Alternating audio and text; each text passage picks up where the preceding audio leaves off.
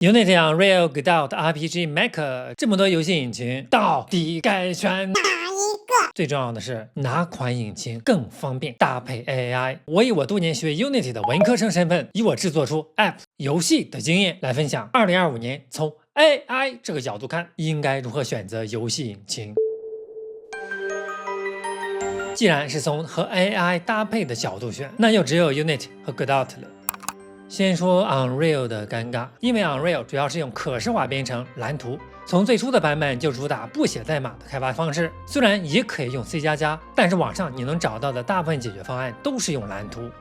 众所周知 ，AI 编程最擅长的是提供代码，而不是节点连线。即便用虚幻引擎只用 C++，但是因为网上 C++ 开发 Unreal 游戏的资料就很少 ，AI 吃不饱，自然不会有好的效果。Unreal 刚开始其用意就是弱化写代码，方便不懂 C++ 的用户也能做开发，结果导致现在成了 AI 的弱项。顺便说一下，为什么现在 AI 最擅长 JavaScript、Python、TypeScript 的内容？你看网上用 AI 做开发的展示的内容大都如此，因为这方面的资料太多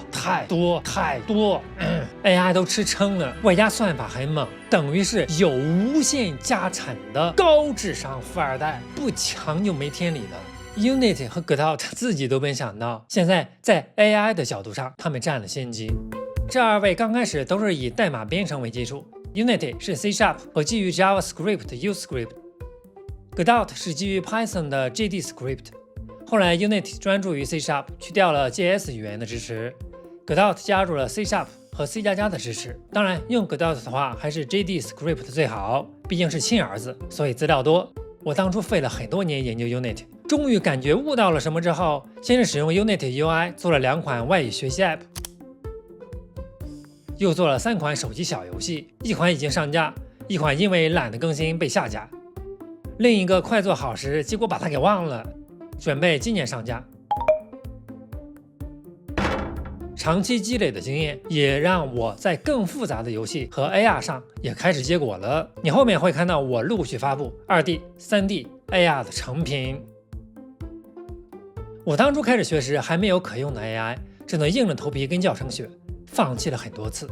现在有 AI 了，很多地方可以直接让它生成需要的功能，但我还是强烈建议学一些编程，理由可参考我的 AI 使用心得。另外，二位都有可视化编程选项，也就是像虚幻的蓝图那样不写代码，通过临界节点编程。不过 Godot 的话，已经从版本4开始放弃可视化编程。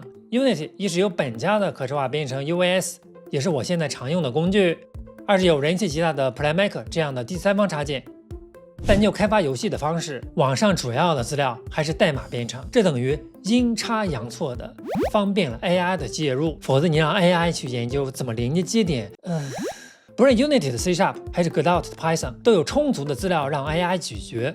因为是代码，所以方便直接嵌入 IDE 编程工具。VS Code 现在也可以免费使用 Copilot， 直接在编辑器里调用 GPT、Gemini、Cloud 这些 AI。话说回来，之所以像 ChatGPT 这样的巨头把之前要钱的功能，现在良心赠送免费使用，当然多拜DeepSeek 所赐，所以有市场竞争对消费者是最好的。当然，这次只是从方便 AI 的角度选游戏引擎，不写代码做游戏的话 ，Unreal、Unity 都可以。我之前也有视频介绍过我用 Unity US 的内容，感兴趣的可以查看一下。甚至还有难度更低的 RPG、Maker 也可以，这还得看你想做什么游戏，以及你有多大的追求。关于游戏开发、上架、手游广告、AI 等内容，请参考我的其他视频。祝你在 AI 时代学有所成。